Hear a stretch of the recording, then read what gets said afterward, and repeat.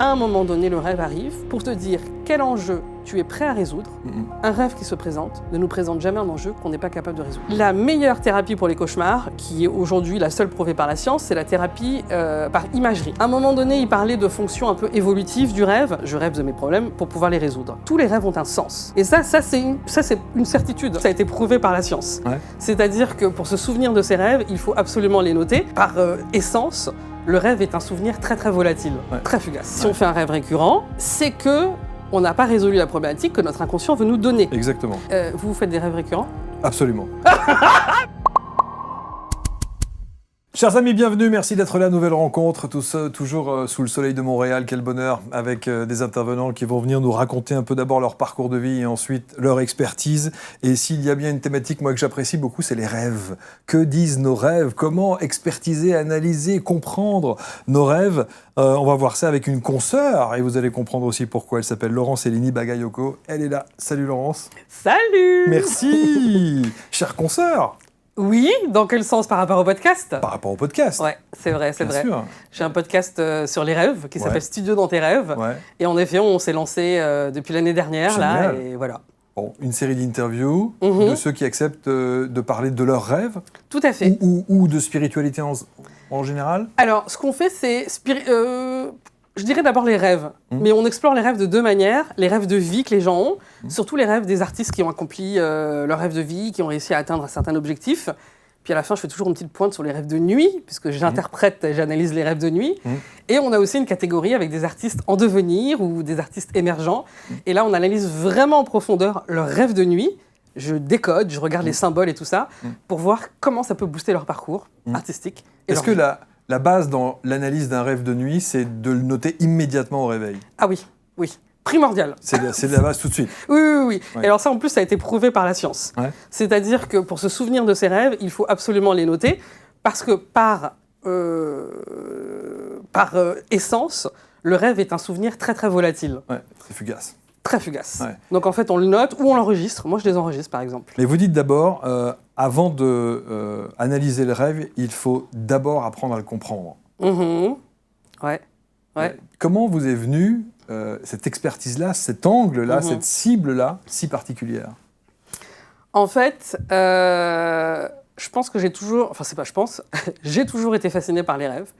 Le fait que, qui que l'on soit, où que l'on soit, quelle que soit notre condition physique, mentale, sociale, économique, on rêve. Et cette base d'universalité, déjà, c'est un truc qui m'a fascinée, mais même obsédée. J'ai vraiment eu une obsession très, très tôt sur le rêve et sur ce lien commun qu'on avait tous, et j'ai essayé de le comprendre. Et quand j'ai commencé, j'avais fait des études internationales, et j'ai commencé par la partie anthropologique du rêve. Ouais. Donc comprendre les différentes cultures qui existent autour du rêve, aussi l'histoire, les rêves dans l'histoire, avec l'Égypte antique, avec la Grèce antique. Il y a plein de traditions autour du rêve. Et aujourd'hui, il y a encore des traditions culturelles très fortes autour du rêve. On est au Canada, ici, au Québec. On a des personnes autochtones, c'est comme ça qu'on les appelle ici, qui ont un rapport au rêve très très fort. Et donc, c'est toujours quelque chose qui est très riche. En dehors des cultures occidentales, moi je viens de Côte d'Ivoire aussi, on a un rapport au rêve qui est très très très riche. Est-ce que justement, alors, puisque vous avez cette expertise-là et cette analyse-là, sur le plan culturel, il y a des grosses variantes dans l'analyse, le ressenti et le décryptage des rêves en fonction de notre, évidemment, histoire, de notre culture, de ce côté anthropologique ? Ouais. En fait, il y a des écoles de pensée aussi. Donc ce qu'on retrouve quand même, c'est l'importance du rêve, de tous les temps et de toutes les cultures. Que le rêve a une signification. Et ça, aujourd'hui, c'est même prouvé par les scientifiques. C'est-à-dire qu'à Montréal, on a un grand centre de recherche sur le rêve qui est tenu par Antonio Zadra. Okay. Et lui va dire, on ne peut pas forcément déterminer le sens exact du rêve, mais tous les rêves ont un sens. Okay. Et lui, c'est une analyse neuroscientifique. Alors, expliquez-nous juste une parenthèse sur ce centre. Ouais. Ils analysent des gens qui rêvent en permanence. Ouais. Exactement. Toute la journée. Toute la journée, c'est leur métier. Le métier de rêve. C'est là où il faut aller travailler. Ah mais j'aimerais bien. Mais en fait, eux, ils analysent donc d'un point de vue neuroscientifique surtout et psychologique. Et l'impact des rêves, y compris l'impact des cauchemars. Quelle est la fonction du rêve ? Donc ils vont dire qu'aujourd'hui, la fonction du rêve, c'est pour réguler les émotions. c'est pour consolider les souvenirs, c'est pour... qu'est-ce qu'il nous dit encore, Zadra? Résoudre des problèmes, bien sûr. Il y a des messages. Et les fameux messages. Les fameux messages qui parlent de nos émotions et de comment envisager le monde et développer des nouvelles idées. Voilà. Et après, c'est dans les courants à la fois culturels et psychologiques. En Occident, c'est plutôt la psychologie qui s'est emparée du sujet du rêve pour la compréhension du rêve. Dans les autres traditions, c'est vraiment les cultures qui vont être liées à ça. Et donc là, on va chercher quelle est la signification du rêve. Là, il y a plusieurs écoles de pensée. Bien sûr. Donc là, il y a quelqu'un comme un Freud qui va nous dire notre inconscient, parce que le rêve serait issu de notre inconscient. Donc notre inconscient, c'est notre refoulement. Donc notre rêve, c'est tout ce qu'on n'ose pas faire la journée. C'est très limité comme explication. Un peu. Très limité. En tout cas, voilà. Après, on a une personne comme Jung qui va arriver, qui au début va être un peu dans la lignée de Freud, mais qui va le dépasser un moment en disant pour moi, l'inconscient, il y a aussi quelque chose de plus profond. C'est l'inconscient d'abord qui nous invite à explorer une partie de nous qu'on ne connaît pas, plus intime, plus profonde, plus aussi axée sur nos rêves profonds, mais nos rêves de vie profonds, une personnalité, qu'est-ce qu'on veut faire, qu'est-ce qu'on aime faire, qu'est-ce qui est important pour nous, notre chemin de vie en fait quelque part. Et d'un autre côté, il va développer l'inconscient collectif, cette théorie. Alors là, c'est la rupture totale avec Freud. Donc là, quand il va nous parler d'inconscient collectif, il va dire, en plus du fait que l'inconscient n'est pas juste un débarras de nos frustrations sexuelles, etc., comme Freud adore dire. Souvent, il y a un rapprochement immédiat avec la sexualité, c'est vrai. Freud est un petit peu obsédé. Pour le coup. Moi, je suis obsédé par les rêves, lui, il n'est pas obsédé par le sujet. J'aurais bien aimé voir ses rêves, ce monsieur, parce que ça aurait été intéressant. Et donc voilà, donc on a pour lui l'inconscient collectif, pour Jung. Cet inconscient collectif est en fait une manière qui nous relie, on revient sur cette notion d'universalité qui, moi, me fascine, relierait toutes les cultures. C'est qu'il voit dans tous les rêves, dans les cultures, les contes, les histoires qui sont racontées, il voit des archétypes, c'est-à-dire des images qu'on va retrouver quelles que soient les cultures, et qui vont nous inspirer, selon lui, de la même manière, et qu'on va interpréter, selon lui, de la même manière. Et là, on touche à quelque chose, encore une fois, universel, et de profondément intime aussi, de qui nous sommes en tant qu'êtres humains. Est-ce qu'il y a quelque chose vraiment qui nous guide, ces images archétypales, c'est-à-dire des images comme la montagne, comme le héros, comme le sage. On va en rêver souvent, qui vont nous guider dans les rêves. Je veux dire, qui n'a pas fait un rêve d'une personne beaucoup plus âgée qui va nous guider, nous donner des conseils? Bien sûr. Voilà. Bien sûr. Et ça, ce sont des images qu'on retrouve dans toutes les cultures et auxquelles on fait très, très attention. Alors, quel lien on peut faire entre Freud, Jung et le centre qui analyse les rêves ici à Montréal? Est-ce que dit, alors on a bien compris l'analyse par rapport à Freud, on a bien compris par rapport à Jung, que dit le centre? Donc le centre, la seule chose qu'il dit, c'est la fonction neurologique du rêve. Donc comme j'ai expliqué, émotion, résolution des problèmes, consolidation des souvenirs, très important, et développement de nouvelles façons de penser aussi. Ça, c'est ce qui est prouvé par la science aujourd'hui. À un moment donné, il parlait de fonctions un peu évolutives du rêve, c'est-à-dire je rêve d'un mammouth et je combats le mammouth pour essayer de me sauver dans la réalité. Cette thèse a été abandonnée chez les neuroscientifiques, mais elle a été transformée par la thèse sur la résolution de problèmes. Je rêve de mes problèmes pour pouvoir les résoudre. Ça, c'est ce qui est dit vraiment concrètement parlant. Mais entre les trois, Jung, Freud et Zadra ici qui est à Montréal, c'est le sens. Tous les rêves ont un sens. Et ça c'est une certitude que les scientifiques nous disent. C'est ça. Quelle que soit parfois même l'absurdité de ce que l'on peut se remémorer du rêve, parce que c'est souvent ça, j'ai rêvé d'un truc, alors franchement c'est improbable, alors que non, il y a une signification. Tout à fait. C'est le décryptage qui va évidemment faire la différence. Exactement. Et on n'a pas encore de réponse aujourd'hui scientifique sur le décryptage, quelle est la méthode? Donc on est obligé de se tourner soit vers les cultures, soit vers la psychologie. Et donc là, moi j'ai fait les recherches au niveau de la culture, l'anthropologie, c'est fascinant un peu comment on analyse un peu les rêves dans chaque culture, et aussi les rituels qui sont autour du rêve. Il y a des cultures qui se réunissent tous les matins, qui se racontent leurs rêves. Voilà. Mais même au Québec, moi j'ai rencontré, je parlais à une dame qui me parlait de sa famille et qui me disait, nous, dans notre famille, tous les matins, on se réunit autour du café pour raconter nos rêves. Et ça, il y a une discussion un peu comme ça d'inconscient à inconscient qui va nous influencer. On essaie d'analyser nos rêves. Donc, même en Occident, on a une pratique en fait autour du rêve, mais elle est un peu plus anonyme, on va dire, ou parfois plus psychologisée. Et si tu pouvais tout changer, qu'est-ce que tu changerais? C'est la question que j'ai envie de te poser aujourd'hui. Parce que tu sais, bien souvent dans nos vies, on pense vouloir quelque chose, on pense vouloir atteindre un but, on pense être empêché par la vie et des environnements extérieurs, alors que finalement, on ne sait pas vraiment qui on est et on ne sait pas vraiment où on veut aller. On se met des objectifs, des paliers, et puis lorsqu'on y arrive, on est déçu. Ça paraît pas aussi bien que ce qu'on avait imaginé. La vérité, c'est que tous ces obstacles et cette réalité que tu te projettes autour de toi, qui te paraît pas être si terrible souvent, elle est filtrée par ça. Elle est filtrée et contrôlée par plein de fils invisibles et de chaînes qui sont là depuis ton enfance, peut-être même depuis avant, et qui t'empêchent littéralement de voir la vie telle qu'elle est et de te voir tel que tu es. Elle te donne une histoire, une sensation de cheminer et de ne pas être en contrôle. Mais en fait, à l'intérieur de toi, il y a plein de petites choses qui te contrôlent au quotidien. Ces petites choses qui te contrôlent te font voir la vie d'une certaine façon, te font prendre des décisions qui ne sont pas tout le temps les bonnes et t'éloignent de ton chemin. Elles t'éloignent de ce que ton cœur vibre, de ce que ton âme veut vraiment et de ce pourquoi tu es venu sur cette terre. Je te propose de vivre une série d'expériences immersives, de pratiques avec moi durant 1h30, de pratiques pour venir lever le voile. On va plonger à l'intérieur de toi grâce à différents outils puissants dont l'hypnose. On va venir plonger pour voir ce que tu veux cacher, voir ce qui t'est caché, voir là où tu en es et ce que tu veux vraiment au fond de toi. Et surtout, on va avancer et transformer ce qui est déjà présent. Tu verras qu'en changeant depuis l'intérieur, tu vas pouvoir transformer ton monde extérieur. Après cette soirée, plus rien ne sera comme avant, j'en suis sûre. Alors, si tu le désires, dès maintenant, je t'invite à réserver ta place pour l'une des villes de France durant lesquelles je viendrai te rencontrer. J'espère que tu es prêt, que tu es prête. Et je te repose la question une dernière fois. Et si tu pouvais tout changer?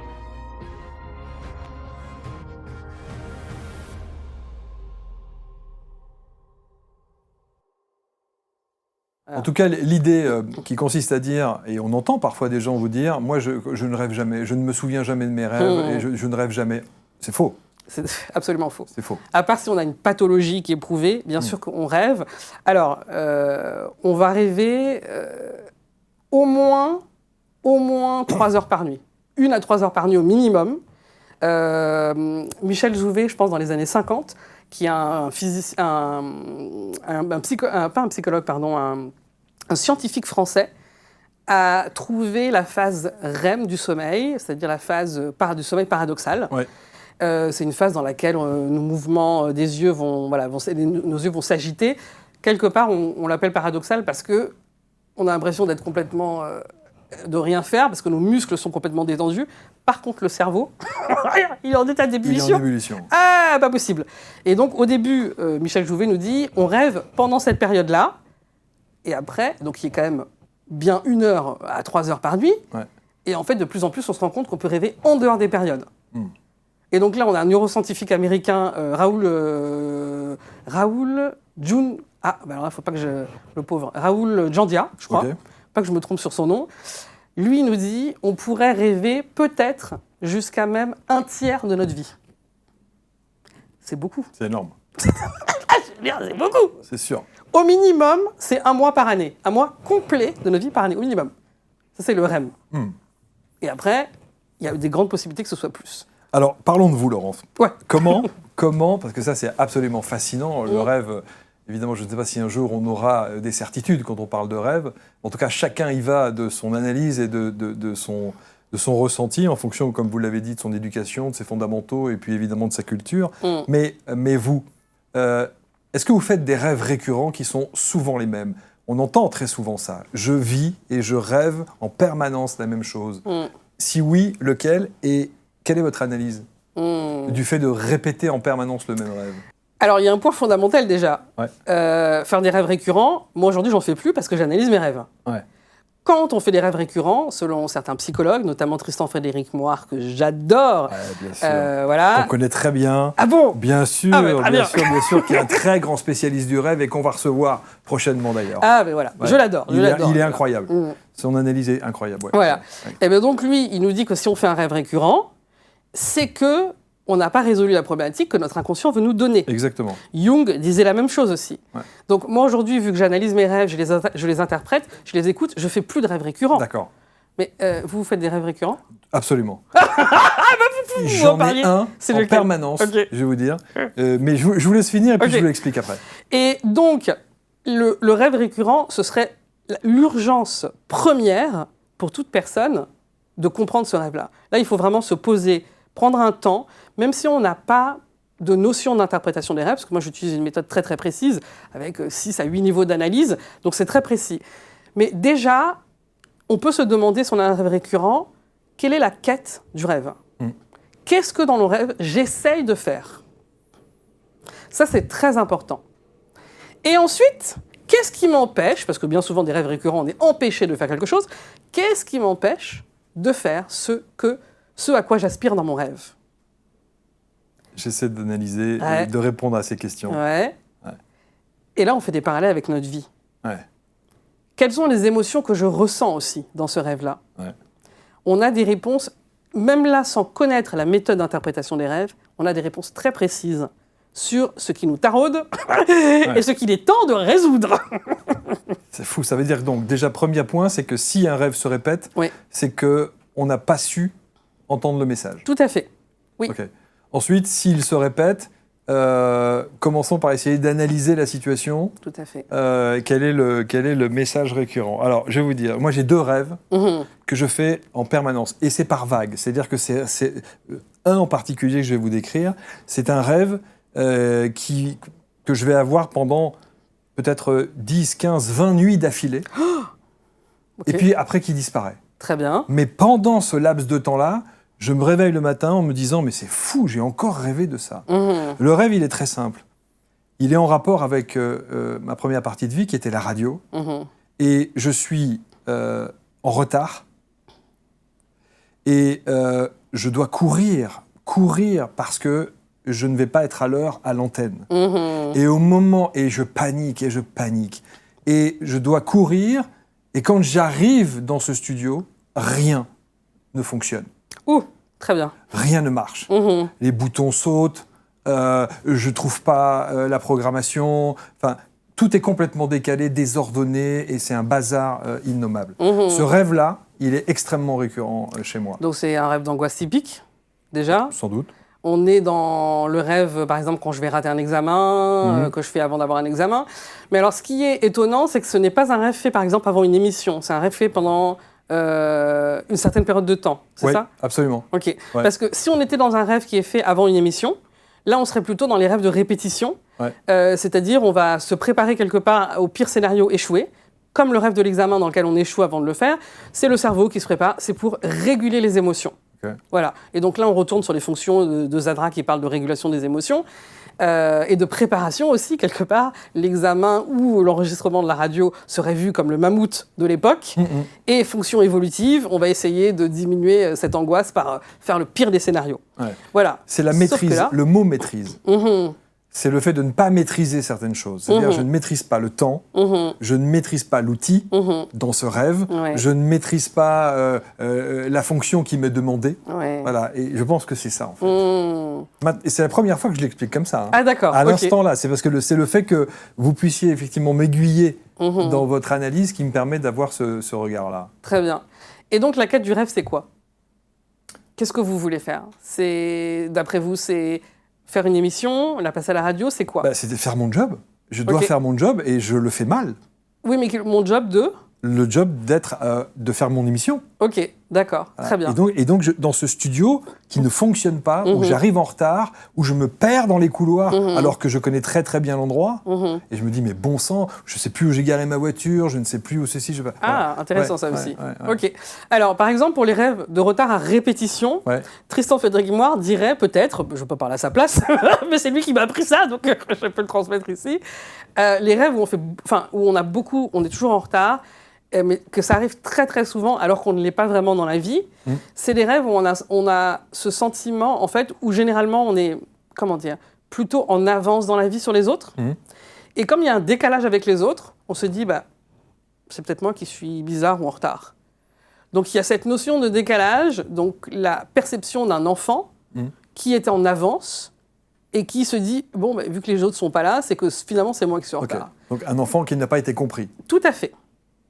Okay. Ça, ce serait une possibilité d'hypothèse pour la partie je suis en retard. Okay. Voilà. L'autre, maintenant, c'est qu'on voit la conséquence suivante, c'est la base du syndrome de l'imposteur. Je ne peux pas réaliser ce que j'ai à réaliser. C'est ça. Voilà. Absolument. Donc là, ici, quand ce rêve arrive, elle revient sur ces notions de je ne peux pas réaliser ce que je dois réaliser, je n'ai pas la possibilité, mais elle est basée sur une fausse impression de je suis en retard. Ok. Dans le rêve, on veut savoir quelles sont les preuves que vous êtes en retard. S'il n'y a pas de preuves, c'est simplement un sentiment interne. C'est ça. Ce sentiment interne va plus parler d'une croyance, d'une façon dont on se perçoit soi-même, donc croyance limitante dans ce cas-là, au lieu d'une réalité. Eh ouais. Ça me parle. Ah! Ça me parle très fort. Alors, quand on fait un rêve récurrent comme ça, comment le changer? Et oui. Parce que c'est très pénible. Hein. Oui. Je comprends. Vous voyez ce que je veux dire? Ouais. C'est très pénible. Alors là, il y a vraiment... C'est un cauchemar, mais pas tout à fait un cauchemar, parce que vous vous réveillez ou pas? Ouais, bien sûr. Ah bon, d'accord, donc c'est un cauchemar. Dans un vrai cauchemar, on se réveille. D'accord. Ouais, bien sûr. Très bien. Et je suis pas bien du tout. Ah, ok.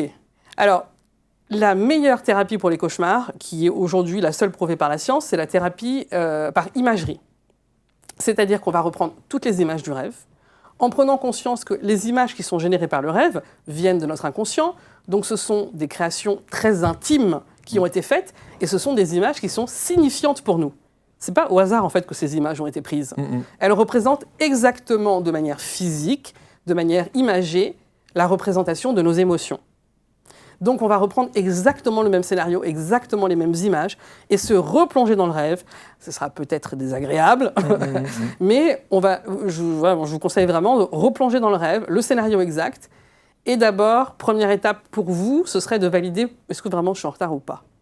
On regarde une montre, on fait quelque chose pour valider cette croyance, cette information que je suis en retard. Dans le rêve, je suis en retard. Mon obsession dans la vie sont les gens en retard. C'est-à-dire? Je ne supporte pas le retard.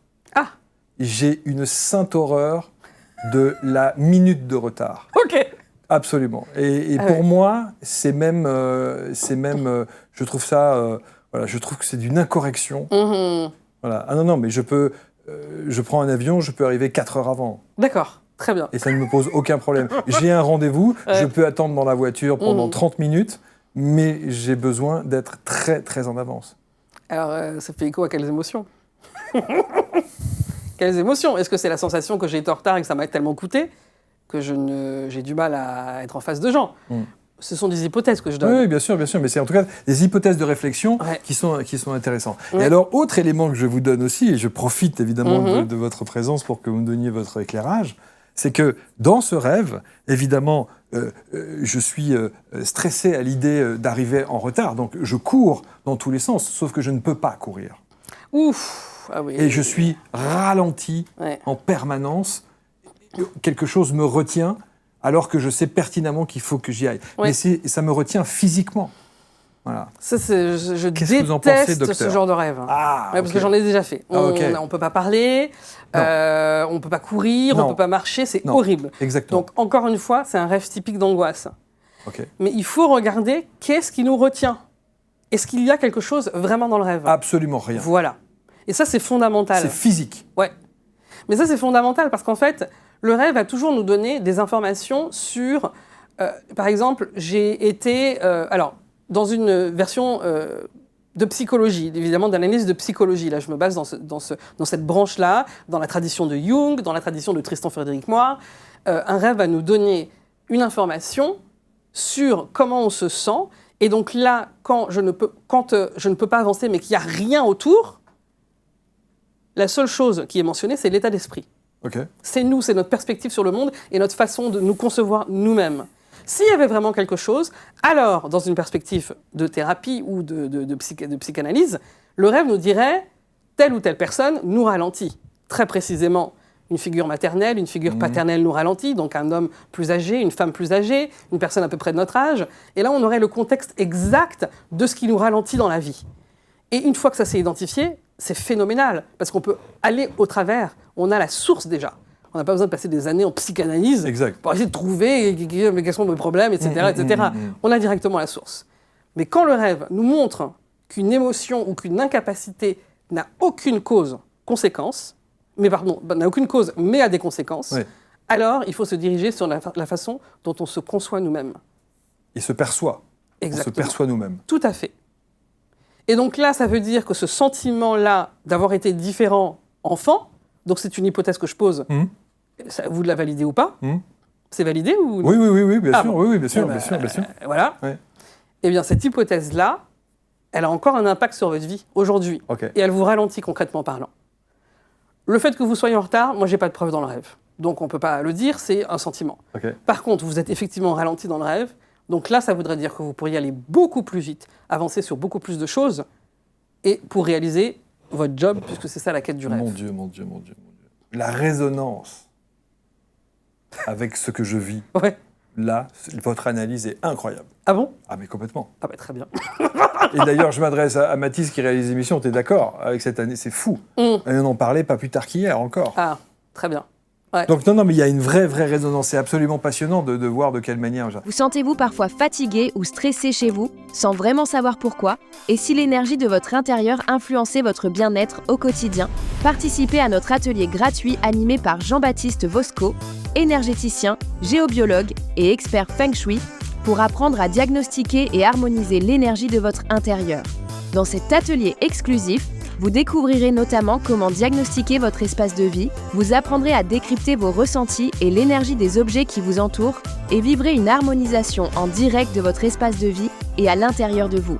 Vivre heureux et en bonne santé devrait être la norme. Alors, faites le premier pas vers un intérieur harmonieux et une vie plus alignée. Cliquez en haut à droite de l'écran ou en description pour vous inscrire à l'atelier. Il y a autre chose aussi qui est intéressant, et j'ai eu quelqu'un dans l'équipe qui me dit, écoute, si tu fais une analyse sur les rêves avec Laurence, demande-lui cette analyse-là. Et cette personne rêve en permanence d'un rêve elle tombe dans l'eau, elle coule, et elle se dit, je vais mourir parce que je ne peux pas respirer, sauf que quand elle arrive au fond de l'eau, elle se rend compte qu'elle est la seule à pouvoir respirer. Bravo. Et elle respire Très tranquillement avec tous ces poissons qui se baladent autour, qui la regardent et qui lui disent « Quoi? T'es une humaine qui est capable de respirer sous l'eau. Et elle peut marcher dans l'eau, sous l'eau, et en respirant. Quelle serait votre analyse par rapport à ce rêve? Alors l'eau, on parlait tout à l'heure des archétypes. Ouais. L'eau, c'est vraiment un archétype qu'on retrouve dans tous les rêves, dans toutes les civilisations. Même ceux qui n'habitent pas près de l'eau rêvent d'eau. Et donc, on est dans l'élément fondamental féminin, dans l'élément, dans la matrice dans laquelle on baigne avec l'eau, etc. Et donc, on est dans l'aspect... Alors, Jung parlait beaucoup de notre féminin et notre masculin, anima, animus, qui sont deux polarités. À son époque, il disait qu'un homme avait une polarité féminine et qu'une femme avait une polarité masculine. Aujourd'hui, les suivants de Jung sont dans une perspective beaucoup plus moderne. Ils vont juste simplement dire que chaque personne humaine, quel que soit son genre, son orientation sexuelle et son expression sexuelle ou son expression de genre, a fondamentalement un pôle masculin et un pôle féminin. Ça, c'est les nouveaux en suivant Jung, mais version améliorée au goût du jour. Donc là, elle se plonge complètement dans la matrice originelle, quelque part. Absolument, donc féminin. Tout à fait dans le féminin. Et, alors, visiblement, ça lui fait un peu peur au début. Oui.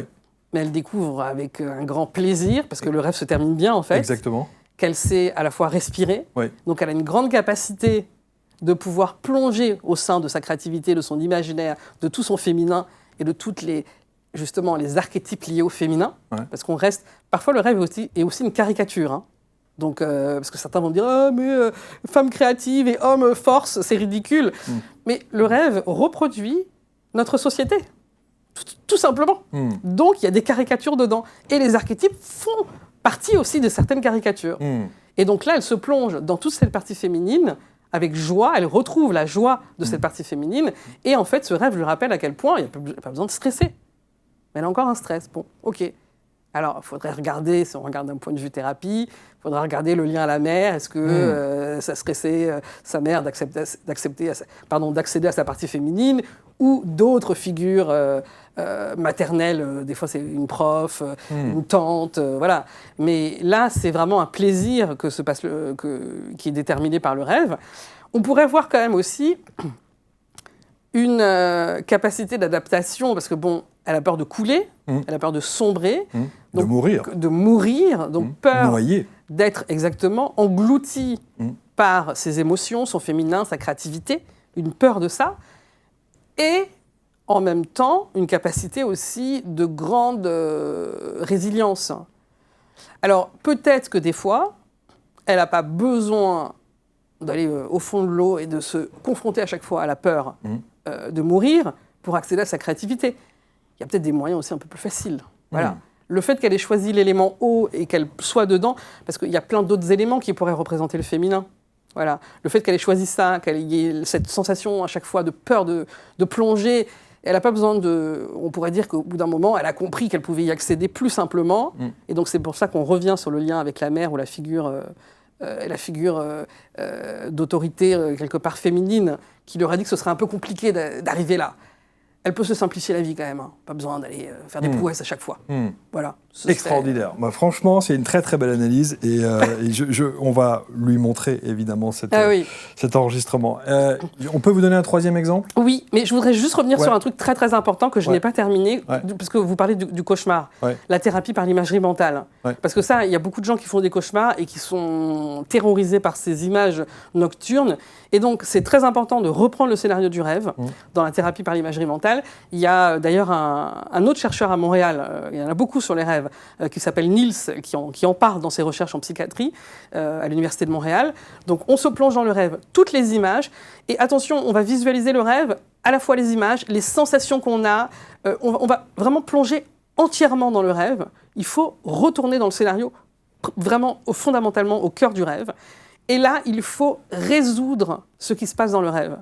Donc, comme je l'ai dit, par exemple, pour vous, le premier point, c'est « je suis en retard ». Il faut questionner toutes les choses où on n'a pas de preuves. Donc, je suis en retard. Non. Regardez une montre dans le rêve. Donc, dans le même scénario dans lequel vous êtes, regardez la montre. C'est-à-dire, on regarde l'opposé de ce que le rêve nous présente. Tout à fait. Okay. Il faut chercher dans le rêve pour les solutions. Tout à fait. Okay. Vous dites que vous perdez votre voiture. Donc là, d'ailleurs, ça, je n'ai pas abordé. La voiture pourrait être considérée aussi comme le corps. C'est ce qui nous déplace dans la vie. Donc, voilà, peut-être... Plus ce corps qui n'arrive pas à courir. Oui, le corps qui n'arrive pas à courir. Bon, voilà. Bon.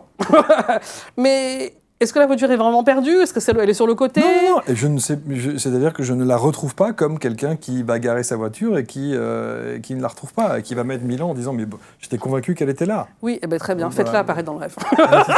Non, il faut résoudre toutes les thématiques, on les résout dans le rêve. Donc en fait, vous reprenez le scénario. Si vous voulez, vous pouvez prendre un temps avant où vous réécrivez le scénario. Okay. Vous le réécrivez de manière à résoudre chaque élément. Si ça arrive, voici ce que je fais. Okay. Si et voici. Si, voici. Donc si ça arrive, voici ce que je fais. D'où l'idée de bien noter le rêve au réveil pour pouvoir ensuite en faire un scénario différent, voire opposé, pour l'annuler. Ah, c'est fondamental. Okay. Et ne prenez pas un mash-up, c'est-à-dire un résumé de tous les rêves. Ça ne sert à rien. Prenez les images exactes du dernier ou de celui dont vous vous souvenez le plus. Ça, c'est très important parce qu'encore une fois, on veut faire revivre tous les sens. Si vous avez des odeurs, si vous avez des sensations, si vous avez des émotions, on retourne là-dedans. Et vous résolvez au fur et à mesure chacun des éléments du rêve. Magnifique. Et à la fin. Et vous verrez que l'impact est fondamental dans votre vie. Déjà, d'un point de vue scientifique, c'est vraiment cette thérapie par l'image qui a été prouvée pour arrêter les cauchemars. Mais moi, personnellement, dans ma pratique, j'ai rencontré des gens dont la vie a littéralement changé à la fin, quand ils ont réussi à changer leur rêve.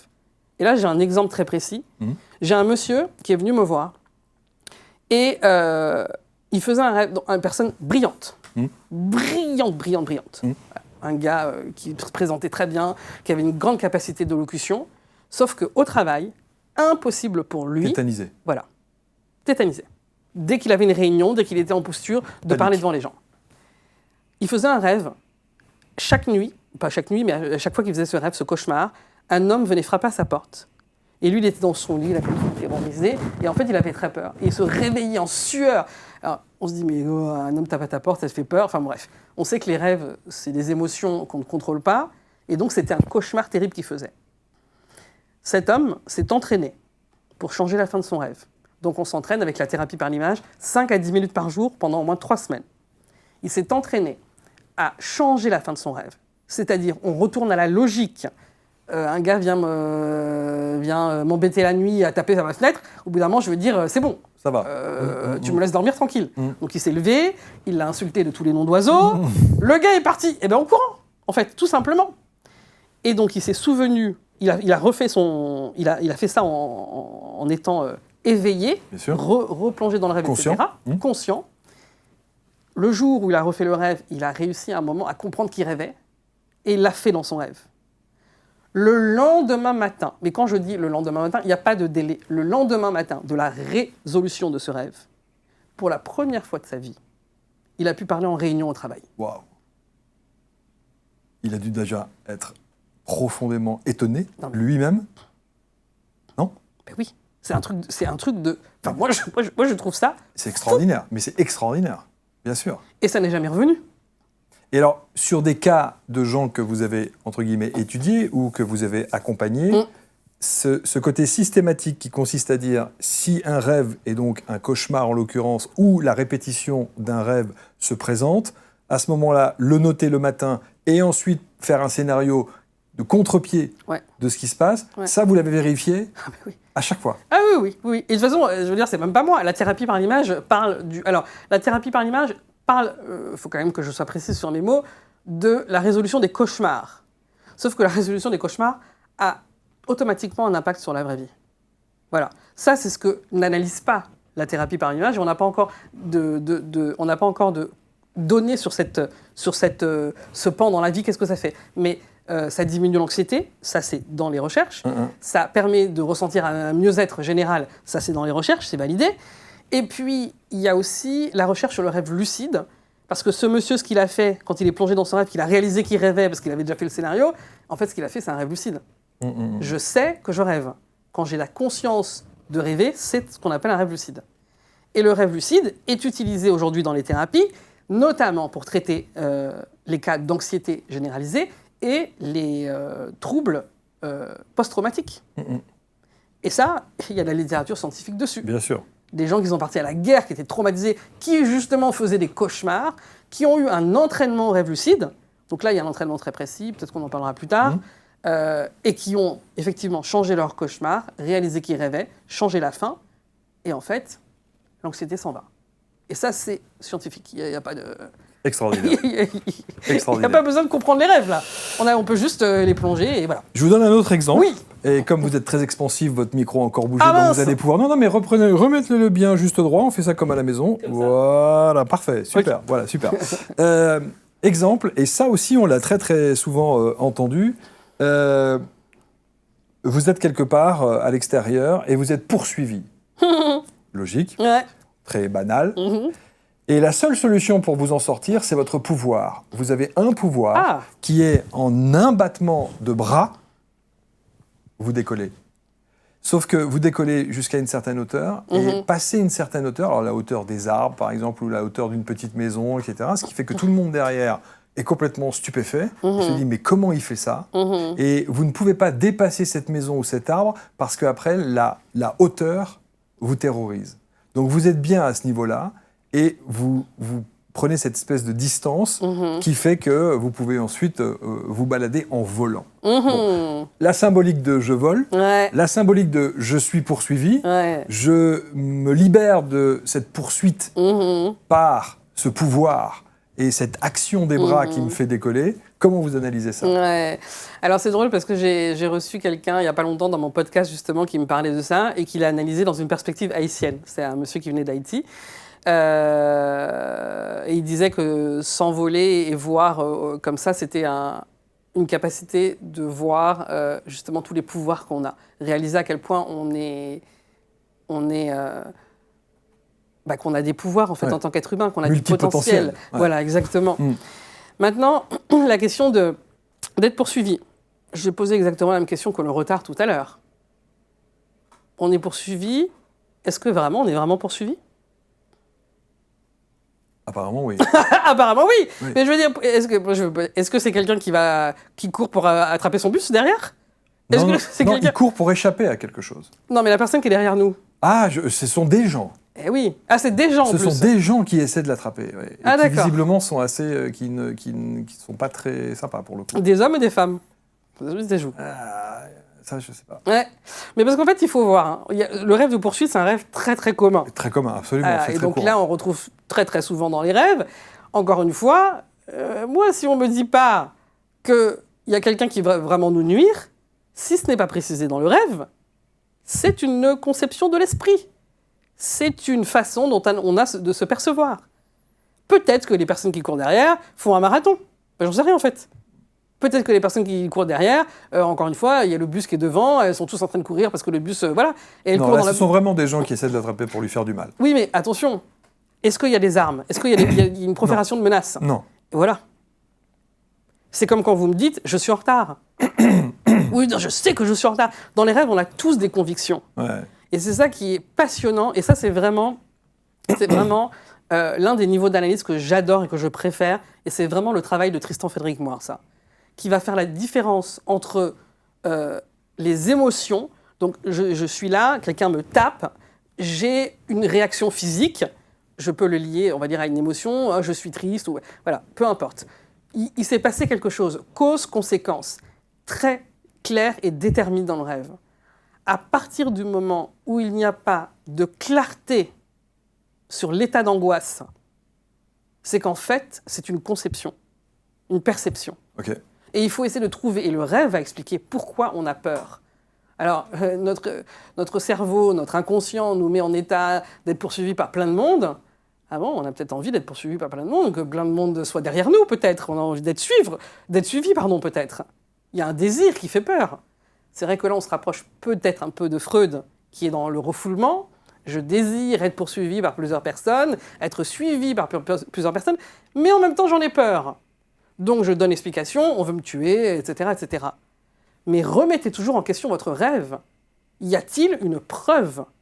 Analysez votre rêve comme si vous étiez un journaliste, un enquêteur ou une enquêtrice de police. S'il n'y a pas de preuve, plus l'émotion est forte, plus vous faites appel à une croyance négative, qu'on appelle une croyance limitante beaucoup dans les milieux du développement personnel. Voilà. Et alors là, regardez. Qu'est-ce qu'il a créé? Le rêve a tout expliqué. Donc là, j'aurais posé la question, est-ce que le rêve s'est passé le jour ou la nuit? Est-ce que la personne se souvient des habits? Est-ce que la personne savait ce que les gens ont dit? Je poserai plein de questions. Le rêve donne l'enjeu qui est à résoudre et donne la solution aussi. Donne les origines et la solution. Voilà. Et ça, c'est la perception de Jung, que dans le rêve, on a toutes les choses dont on a besoin pour évoluer, pour nous comprendre. Et Jung disait même, donc, il parlait du processus d'individuation, c'est-à-dire, on pourrait dire, devenir réellement soi-même et offrir, parce que parfois dans le processus d'individuation, j'entends individu comme si c'était une version égoïste un peu du développement personnel, ce qui existe réellement dans le développement personnel, je trouve parfois. Mais dans l'individuation de Jung, il y avait cette notion aussi d'offrir aux autres, quelque part, une pureté, ce que nous sommes. Voilà, ce qu'on a de plus beau à offrir, ce qu'on souhaite vraiment offrir aux autres, ce qu'on a la capacité d'offrir aux autres.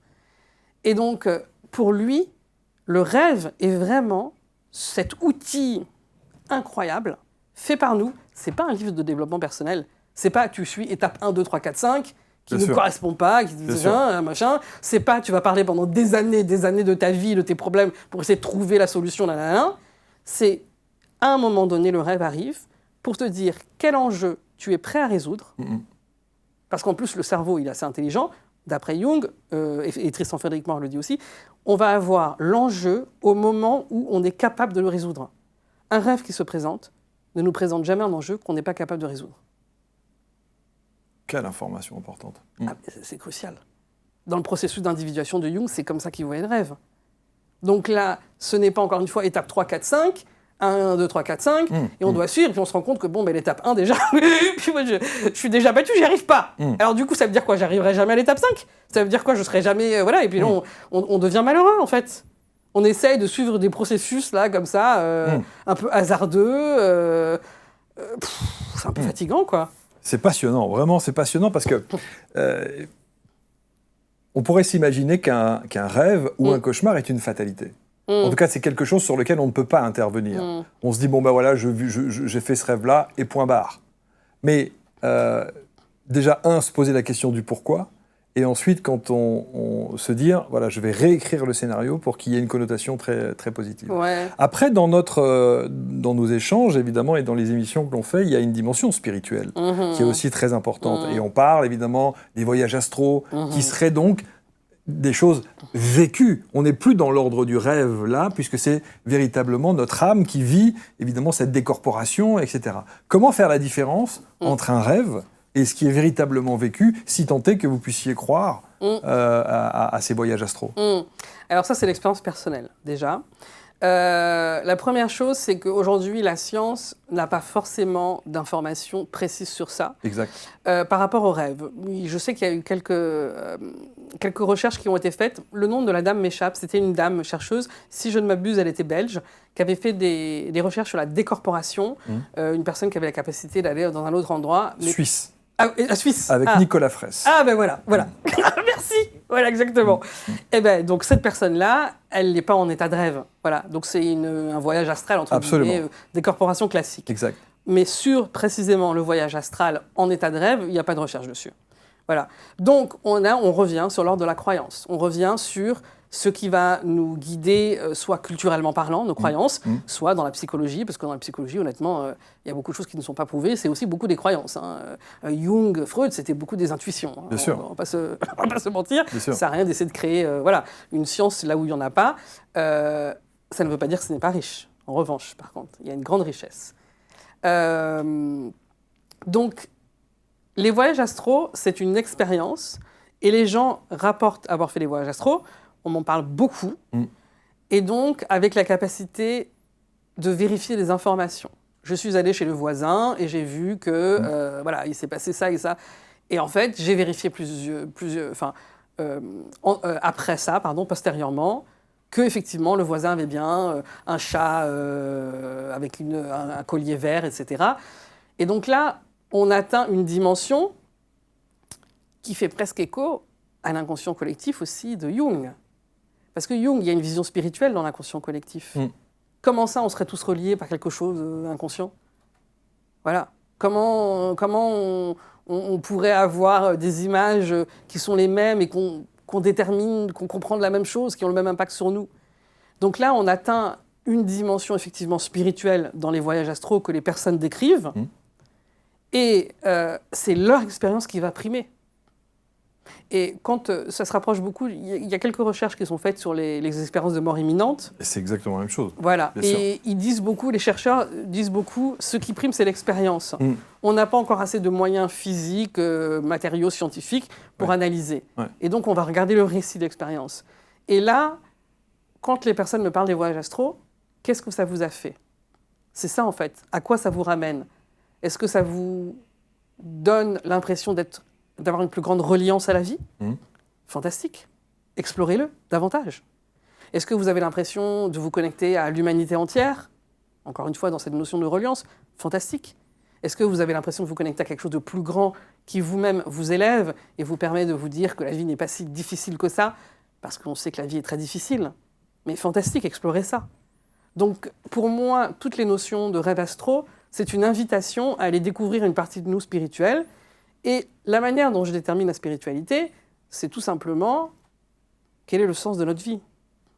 Une question fondamentale qu'on se pose tous. Évidemment. Voilà. Mais la grande question, c'est surtout de se dire, est-ce que c'est réellement du physique ou est-ce que c'est généré évidemment par mon... Oui, mais ça, moi je ne peux pas répondre parce qu'il n'y a pas la recherche. Non, mais bien sûr, enfin, je peux répondre quand il n'y a pas la recherche. Bien sûr. J'adore. En tout cas, tous ceux qui vous disent, qui parlent d'un voyage astral, ils parlent de l'aspect, entre guillemets et gros guillemets bien sûr, physique. Ouais.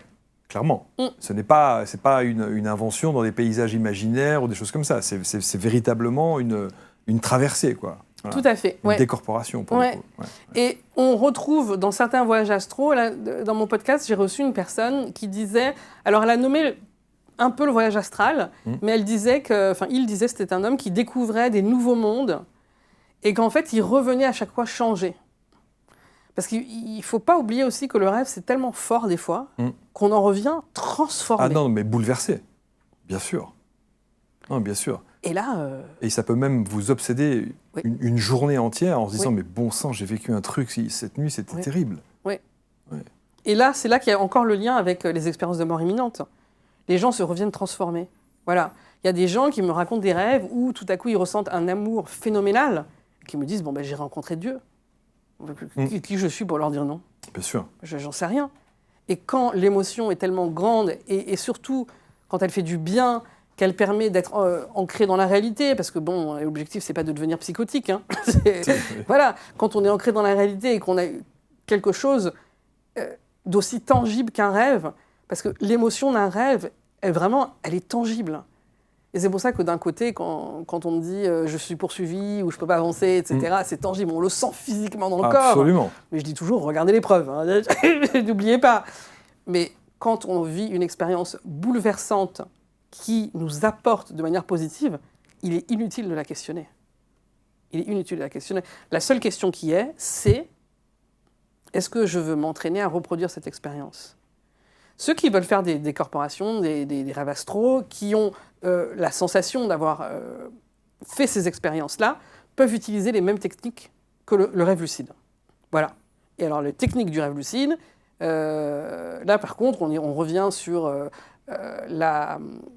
la science.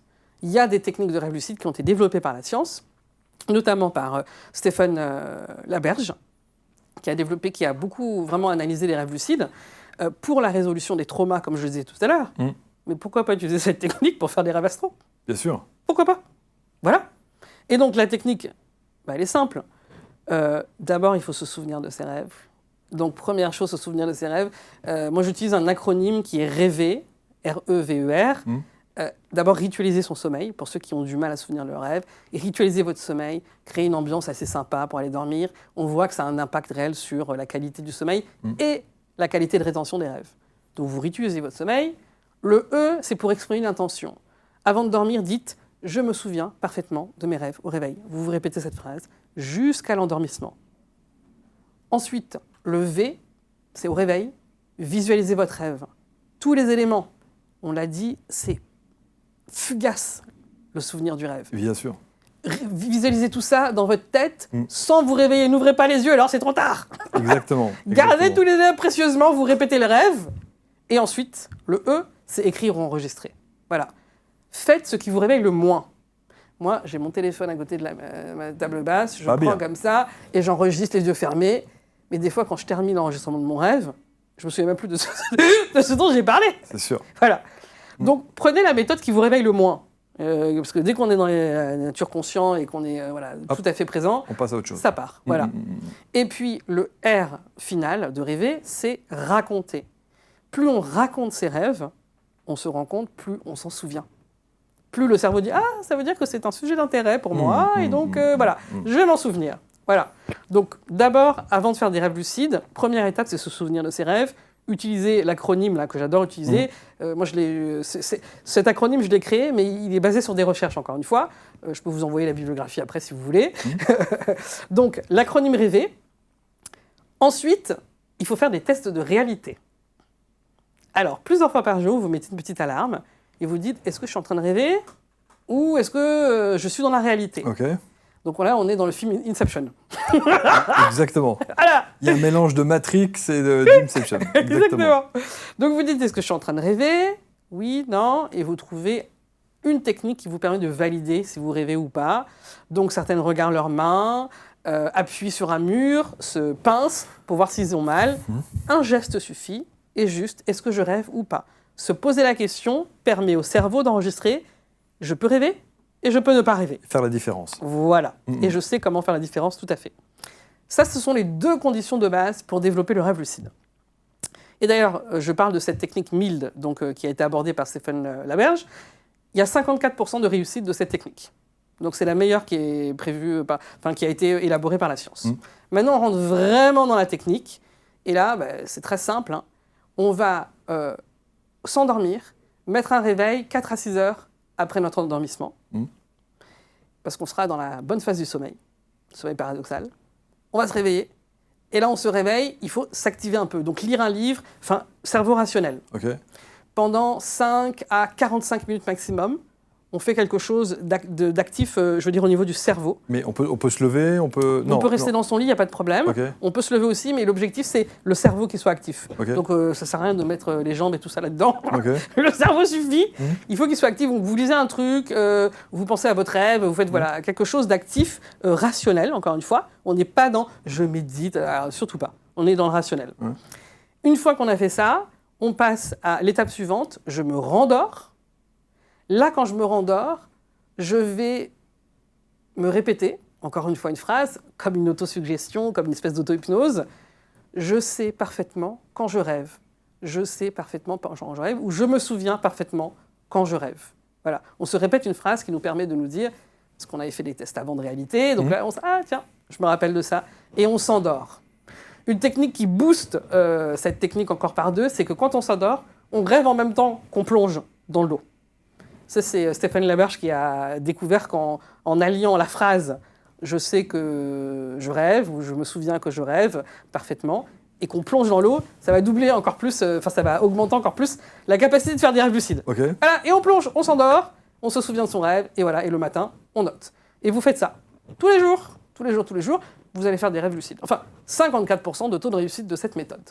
Voilà. Et le plongeon, rien que le plongeon, ça améliore grandement la technique. Et vous l'avez fait, évidemment. Oui, évidemment. Oui, bien sûr. Voilà. Donc c'est très intéressant. Et là, on va faire des rêves lucides. Et donc après, il y en a qui disent les rêves lucides, ça ne sert à rien. Voilà. Mais pour ceux qui ont une vision spirituelle et qui veulent développer les rêves lucides à travers le rêve astral, très intéressant. Là, on va découvrir des choses intéressantes. Voilà. Et puis, moi, je fais le rêve lucide pour résoudre mes rêves quand je fais des cauchemars. Voilà. Et après, honnêtement, j'ai même plus besoin de passer par le rêve lucide. Qu'est-ce que vous aviez comme cauchemar ? Le plus gros cauchemar qui m'a marqué, j'ai fait tous les cauchemars qu'on connaît. Et que vous avez réglé pour le coup ? Voilà, exactement, me faire poursuivre, etc. Donc là, il faut se retourner, demander à la personne qu'est-ce qu'elle veut, etc. dans votre résolution de cauchemar. Un cauchemar qui m'a vraiment marqué et qui a, pour moi, changé ma vie, c'est un cauchemar dans lequel je me suis retrouvée dans la cale d'un bateau et enfermée dans un sac de jute. Ce que vous me décrivez, ouais. Ah, ce cauchemar m'a traumatisée. Et en fait, je ne pouvais plus respirer. C'était physique. C'était horrible. Donc, sur les 3 symboles, il y a le bateau, la cale et le sac. Ouais. Okay. Et le fait que je ne puisse pas respirer. Et que vous ne puissiez pas respirer. Voilà. Et je crie, laissez-moi sortir, laissez-moi sortir. Je suis enfermée dans ce sac comme ça, là, terrible. Et en fait, à un moment, je réussis un peu, je ne sais pas si je fais un trou dans le sac. Et en fait, j'ouvre je ne sais pas comment on les appelle, les écoutilles, les petites fenêtres là en bas des cales de bateau. Ouais, le hublot. Le hublot, c'est des hublots même en bas, on appelle ça je ne sais plus, bref, okay. La petite fenêtre de la coque. Voilà, exactement. Okay. Et là, j'ouvre et je passe la tête et enfin, je reçois de l'air. Ouais. Sauf que je me réveille dans la vraie vie, je suis à ma fenêtre, en train de hurler. Laissez-moi sortir. Je me rends compte de mes voisins en se disant, mais qu'est-ce qu'elle a celle-là? Mais ça, c'est du somnambulisme. Exactement. Donc c'est un rêve qui m'a tellement marqué que j'ai jamais fait de somnambulisme. Alors, décryptage. Ah, décryptage. Qu'est-ce que ça veut dire? Alors, pour quelqu'un qui ne connaît pas ses rêves, on comprend tout de suite qu'on étouffe dans sa vie. Prenez l'émotion fondamentale. Et quelle est la quête du rêve? Je le répète, on n'a pas besoin de comprendre l'interprétation des rêves pour savoir c'est quoi la quête. Je veux sortir là. Je veux respirer. Donc concrètement, dans ma vie, je ne respire plus. Et là, si on prend le rêve d'un point de vue jungien, c'est-à-dire que ce n'est pas juste une frustration de Freud, mais c'est une aspiration profonde d'un point de vue jungien, on me dit, je ne respire plus dans ma vie, il faut que je respire. Et ça devient vital. Donc là, c'est la première analyse qui est très facile à faire pour tout le monde. Maintenant, on peut regarder les symboles. On a des symboles qui se retrouvent, pareil, dans toutes les cultures, on est probablement au bord de la mer. Le sac. Le sac, je vous pose la question, vous allez trouver la réponse, quel est le premier sac dans lequel un être humain est? Maman. Voilà. Donc, hypothèse, supposition, enfermé, suffoqué par le sac maternel. Ok. Donc, accouchement difficile. Alors, ça peut être accouchement difficile si on fait un lien avec les souvenirs. Maintenant, puisqu'on perçoit aussi le rêve comme une partie de nous qui nous aide à évoluer dans la vie, qu'est-ce qui, psychologiquement parlant, émotionnellement, me retient encore dans le sac de ma mère? Ok. Qu'est-ce qui me fait suffoquer à ce point-là? Et chez vous, c'était quoi? Ah, ma mère était décédée, donc elle n'est plus là. La volonté de ne pas trahir sa mémoire. Ok. Ça, je l'ai compris plus tard. Ça, c'est pesant. C'est pesant. On veut... on veut... quand on a des parents décédés, même mes 2 parents sont décédés, on veut leur faire honneur. Bien sûr. Et comme ils ne sont pas là pour valider si c'est bon ou pas, on peut se torturer un peu avec ça. Ouais.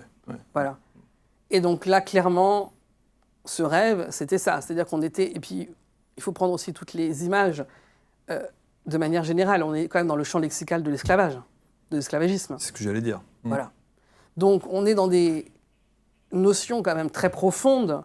Alors, certains pourront analyser ce rêve d'une manière transgénérationnelle, par exemple. Voilà, très bien. Mais même à la base, on est simplement en train de dire, si on est terre à terre, que dans ma vie, je me sens esclave. Et de quelque chose, de voilà. quelqu'un ou d'une situation. Exactement. Et que je suffoque à un point où j'ai peur de mourir, concrètement parlant, et que ce qui m'empêche, c'est pour ça qu'on cherche toujours les preuves, qu'est-ce qui m'empêche de respirer à ce moment-là? C'est le fameux sac. Donc, le lien avec la mère. Et donc là, moi, je me pose des questions. Ma mère est décédée, qu'est-ce qui me retient? Oui. Et comment résoudre ça, puisque par définition, elle n'est pas là. Enfin, elle n'est pas là, physiquement. Bien, c'est à résoudre par nous-mêmes. Ok. Et donc là, on reprend le rêve, encore une fois. C'est ce que vous avez fait? Ouais. Avec un autre scénario? Ouais. Okay. Voilà. Alors, j'avais quand même réussi dans le rêve à me libérer, parce que j'avais eu une partie d'air qui était arrivée. Mais là, il faut sortir au complet du sac. Voilà. Et là, il faut accepter qu'on n'est pas seulement l'enfant de ses parents, qu'on est nous-mêmes aussi. Donc c'est bien de vouloir rendre hommage, c'est très important pour moi, ça c'est un peu crucial quand même dans ma vie. Une notion de loyauté familiale. Oui, c'est très bien, mais il ne faut pas que la loyauté nous suffoque. Ouais, c'est ça. Voilà, la loyauté, elle sert à nous élever. Le symbole est puissant. Mais alors ça veut dire qu'aujourd'hui, vous avez des gens qui font appel à vous, des clients qui viennent vous dire... Est-ce que la base de votre clientèle sont des gens qui veulent se libérer ou comprendre d'abord? Alors maintenant, je fais plus d'interprétation de rêve en tant que client. Je me suis vraiment concentrée. Non. J'ai fait ça au début pour quand j'ai fait ma formation initiale. C'est bien de le dire parce que tout le monde va vouloir. Tout le monde va vouloir votre analyse. Oui. Peut-être que je devrais reprendre. Je pense aussi. Je dis ça, je dis rien. Je dis rien. On verra. Mais moi, je me concentre vraiment sur parce que c'est tellement un sujet fascinant et honnêtement, c'est un sujet qui m'a beaucoup aidée. La vie est très dure. Et puis, j'ai parlé de décès de mes parents, j'ai traversé d'autres choses aussi avec la maladie, etc. Oui. Le rêve a été vraiment profondément marquant dans ma vie, libérateur. Oui. Et c'est quelque chose que je voudrais partager avec le plus grand monde. C'est pour ça que j'ai fait ce podcast. Absolument. Je rappelle, le podcast, c'est Studio dans tes rêves. Mais... vos cauchemars sont quelque part libérateurs. Oui. C'est-à-dire que vos cauchemars vous apprennent à comprendre, enfin, vous permettent d'analyser, de comprendre et de rectifier. Oui. Donc ils sont salvateurs quand même. Exactement. Les gens n'aiment pas faire des cauchemars. Personne n'aime faire des cauchemars. C'est un peu comme quand on ressent des émotions, colère, etc. On n'a pas envie. Notre société aime tellement le positif tout le temps. Et puis ça aussi, des fois, je trouve que c'est un peu... On est des êtres humains, en fait. Donc, on a des émotions positives et négatives, soi-disant. Enfin, c'est ni positif ni négatif. C'est agréable ou désagréable, en réalité. Donc, on fait des cauchemars, c'est très désagréable. Et on sait aujourd'hui, avec la science, que les cauchemars ont un impact sur notre santé mentale. Voilà. Ça, c'est prouvé.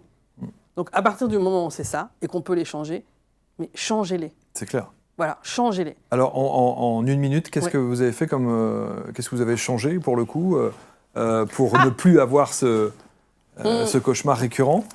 J'étais dans le monde de la recherche en innovation sociale, en sciences sociales, et je suis passé à l'interprétation des rêves. Et je suis passé à la musique, et je suis passé à, au slam. Est-ce que ça veut dire que... Au slam? Ouais. Oh, fort. Ah ouais. Et est-ce que ça veut dire que du vivant de vos parents, vous n'auriez jamais fait ça? Alors, mon père a été assez... ma mère est décédée vraiment quand j'étais très, très, très jeune. Mon père a été assez vivant, je pourrais dire, quand j'ai abordé ces premières choses. Et effectivement, analyser les rêves, pour lui, c'était pour les fous. Chanter ou faire du slam, c'était pour les drogués. Je disais, mais papa, moi j'ai peur de la drogue, je fais les rêves, c'est la rêve avec moi. Mais donc, il y avait des projections qui étaient faites constantes, qui m'enfermaient en effet. Pas malveillante, c'est pas du tout ça, c'est un instinct de protection. Mais ça veut dire que vous n'avez pas eu la validation de votre père? Non. Non, mais je l'ai eu à un moment donné. Quand je lui ai expliqué que ce que je faisais, mes projets bizarres, là, analyser des rêves, chanter, slammer. J'écris aussi une série d'ailleurs. C'est vraiment, je suis dans l'expression artistique. L'analyse des rêves et l'expression artistique. Je lui ai expliqué que c'était un sacerdoce quelque part. Je lui ai dit, en fait, moi, je ne servirai à rien dans la société. Oui, j'ai fait des études, là, comme toi, j'ai suivi sa route. Je n'ai pas utilisé mes études, jusqu'à un certain point, je l'ai fait quand j'étais dans la recherche en sciences sociales, et après, j'ai arrêté. Et en fait, je lui ai dit, tant pis, je ne servirai à rien. Il n'y a pas de problème. Je n'ai pas besoin de servir à quelque chose dans la société. Je l'accepte, mais je ne peux pas faire autrement. Vous n'étiez pas dans cette question existentielle que tout le monde a. Quelle est ma mission de vie? Si, je me la suis posée quand même, mais mission de vie, c'est un peu trop quand même. On peut se donner un peu de loose, là, comme on dit ici au Québec. Un peu de légèreté. Oui, un peu de légèreté. C'est vrai. Mission de vie, très bien. Bon, voilà, très bien. Mais je pense que déjà, essayer de survivre à tous les problèmes, c'est déjà compliqué. Essayer d'être un peu à l'aise et se sentir bien. Mais c'est fou parce que je ne sais pas si c'est spécifique aux Québécois, mais vous êtes la deuxième ou troisième personne qui, avec cette expression de mission de vie, n'est pas très à l'aise avec ça et n'aime pas trop ça. En France, tous ceux que je reçois, et on a fait plus de 1200 émissions, ne parlent que de ça. Ah ouais, d'accord. Ma mission de vie. Quelle est ma mission de vie? Et ma mission de vie. Et j'ai longtemps cherché ma mission de vie. Vous voyez ce que je veux dire? Et on a 150 millions de missions dans une vie. Je comprends pas. Pourquoi on a une mission de vie? Après, il y a une quête qu'on a tous quand même profonde.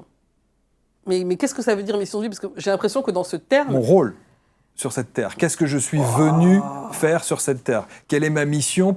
Mais c'est souvent, vous savez, ce sont des accompagnants de vie, des coachs, des thérapeutes, en tout cas, et des chercheurs ou des artistes comme vous. Et donc, du coup... évidemment, il se pose cette question qui est évidemment la question existentielle. Mais on n'aurait qu'une seule chose ou dans cette mission de vie, on a le droit d'être multiple? Ah, bon, on a le droit d'être multiple. Ah, ouf. Bien sûr. Non, mais bien sûr. Ouf. Bien sûr. D'accord, ok. Bien sûr. Bon, oui, si c'est d'être multiple, moi, j'ai aucun problème. Alors, les mots, c'est juste une question de vocabulaire, là. Mais parce qu'il y a quand même un rapprochement avec Jung dans le processus d'individuation, d'offrir quelque part, entre guillemets, alors j'aime pas le mot meilleur, mais bon, une partie un peu pure de nous, un peu vraie. Ouais, c'est ça. Mais je veux dire, on apporte à nos frères et sœurs, à nos oncles et tantes, à nos parents, des choses différentes en fait. On est des personnalités multiples, on est des êtres humains. Et puis la mission de vie, c'est pas à trouver dans notre tête. Et puis, oui, alors il y a un truc aussi qui est très important justement, c'est bien que vous abordiez ça, c'est que moi je parle des rêves parce que ça me fascine. Concrètement parlant, et c'est fascinant. Et voilà. vous le racontez très très bien. Vous avez une très très bonne analyse, vraiment. Merci. Je le dirai à Tristan d'ailleurs. Je vais lui dire. Très bien. Merci beaucoup. Et c'est pas pour qu'on vive coupé du monde dans notre tête, et qu'on trouve ça y est, alors j'ai trouvé le moyen. Parce que c'est vrai que les rêves, donc c'est notre partie la plus intime, qui vont nous dire exactement où on est dans notre vie, nos enjeux, les origines de ces enjeux et les solutions. Donc en fait, on pourrait vivre de manière enfermée complètement comme ça. Je vais juste rêver puis je vais rien faire de ma vie pour avoir une vie parfaite imaginée. C'est pas ça en fait les rêves.